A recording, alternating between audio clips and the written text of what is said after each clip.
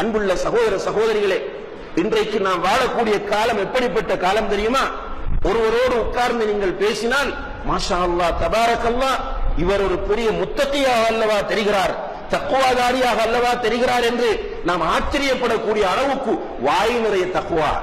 ஆனால் உள்ளங்கள் ஆன்மீக வறுமையினால் தக்குவா இல்லாமல் வறண்டு போயிருக்கிற மிக மோசமான ஒரு காலத்திலே நாம் எல்லோரும் வாழக்கூடிய ஒரு நிலை நமக்கு இருந்து கொண்டிருக்கிறது.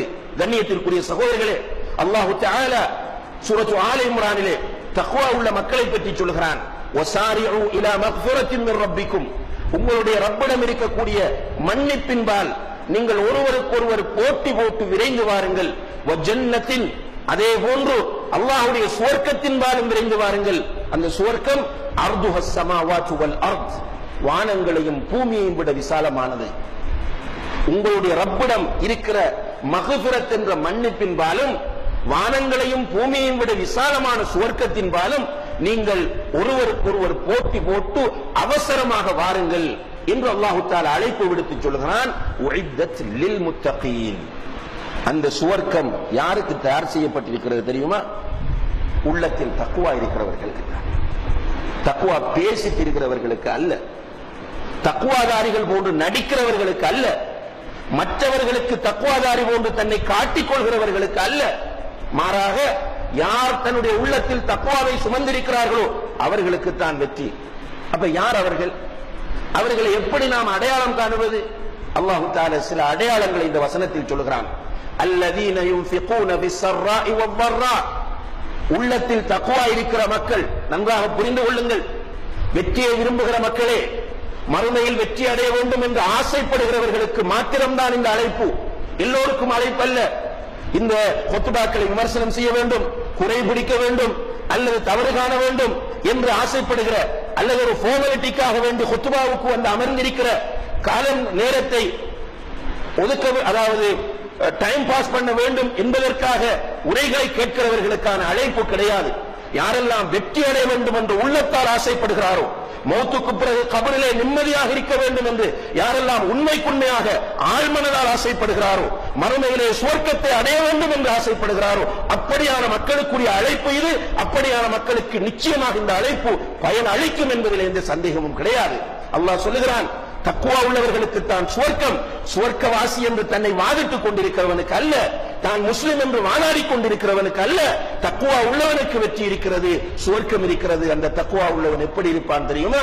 அல்லதீன யுன்ஃபிகூன பிஸ்ஸர்ராஇ வத்தர்ரா, அவர்கள் நல்ல நிலையிலும் செலவு செய்வார்கள், கஷ்டமான நேரத்திலும் செலவு செய்வார்கள். சந்தோஷமாக இருக்கும் போதும் செலவு செய்வார்கள், கஷ்டமாக இருக்கும் போதும் செலவு செய்வார்கள். இது தக்வா உள்ள மக்களுடைய ஒரு பண்பு. இரண்டாவது பண்பு என்ன தெரியுமா? வல் காதிமீனல் கைஸ், கோபத்தை விழுங்குவார்கள். அல்லாஹ் அக்பர்.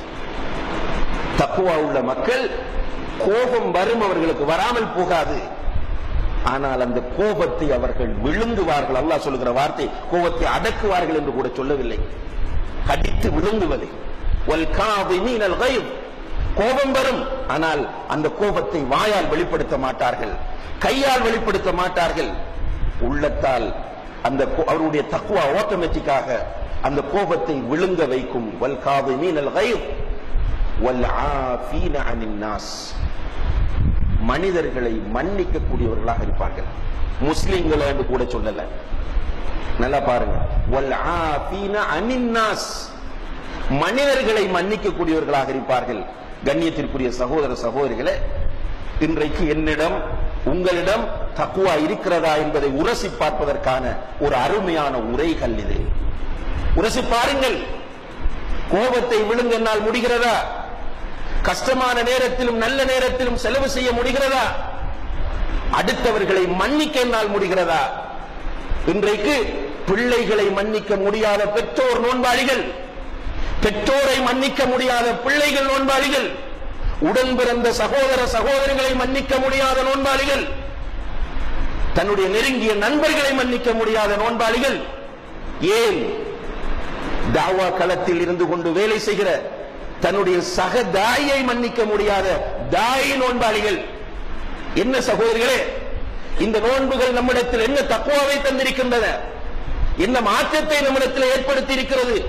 அல்லாஹ்வுடைய தூதர் ஸல்லல்லாஹு அலைஹி வஸல்லம் அவர்கள் இந்த குர்ஆன் வசனத்தை ஓதி காண்பித்தார்கள்.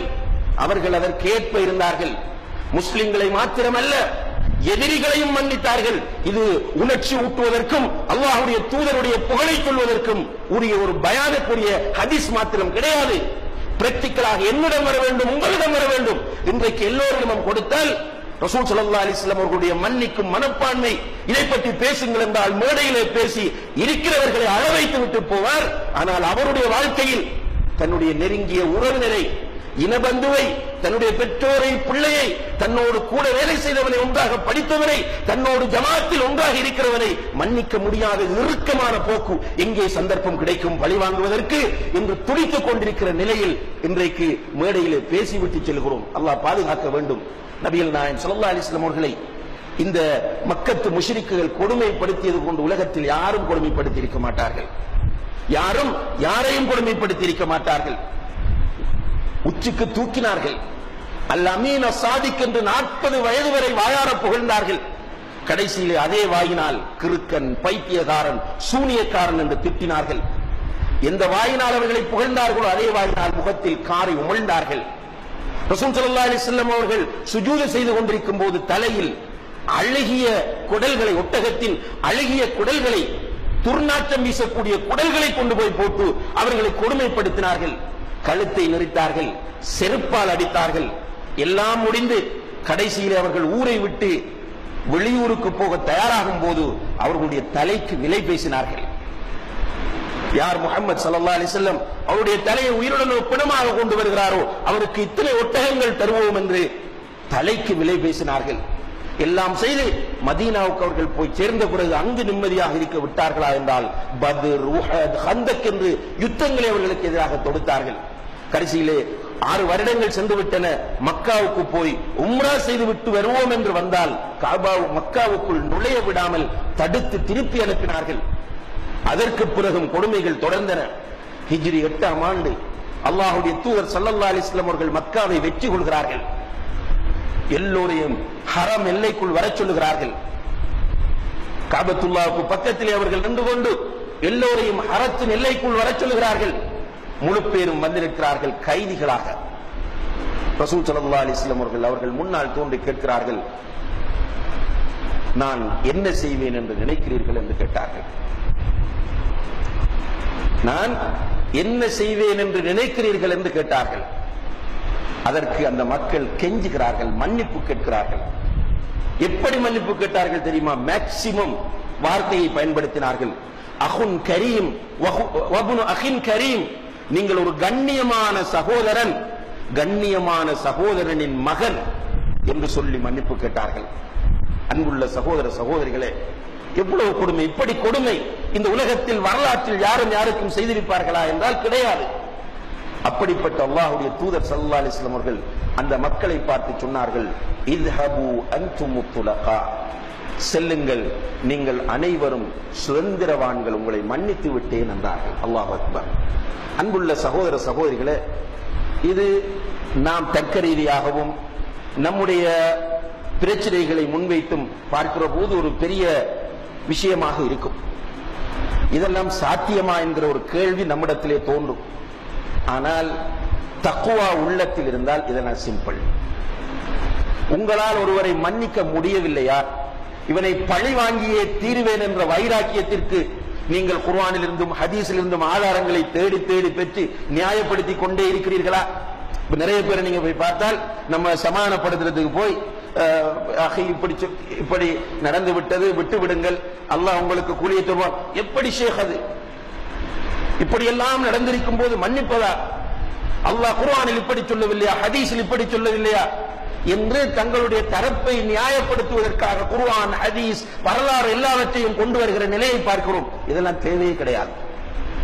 ஒருவருடைய உள்ளத்தில் தக்வா இருக்குமாக இருந்தால், உண்மையான தக்வாவோடு வாழ்ந்தால் தான் வெற்றி சகோதரர்களே. நிறைய பேசுவதால் அல்ல, நிறைய ஷோ காட்டுவதால் அல்ல, நிறைய மக்கள் மத்தியிலே வந்து நடிப்பதால் அல்ல.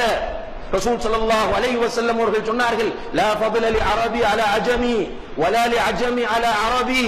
ஒரு அரபியை விட அஜமி சிறந்தவனோ அஜமியை விட அரபி சிறந்தவனோ கிடையாது. இல்லா பித்தக்வா, தக்வாவை கொண்டே தவிர.